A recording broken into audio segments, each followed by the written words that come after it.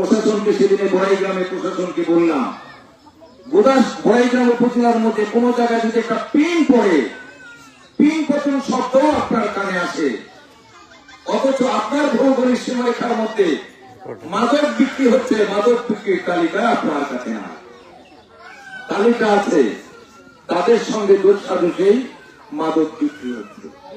আমরা মাদক সেবীর কাছে না যায়, সেবিকার কাছে না যায়, মাদক যারা বিক্রি করছে তাদেরকে যদি ধরতে পারি, সেটাই আমাদের জন্য সবচেয়ে বেশি জরুরি। মাদক গোটা দেশ খেয়ে গেছে, জনসম্প্রদায়ের আমাদের শক্ত ভূমিকা রাখতে হবে এই জায়গায়। আর কথা বাড়াতে চাই না, সন্তানের দিকে নজরদারি করবেন।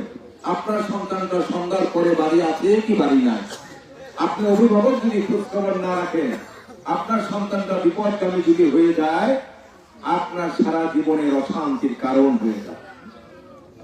তদারকি আপনাকেই করতে হবে। আর আমরা পাশে আছি, আমরা যতটুকু পারি আপনাদের সহযোগিতা করব।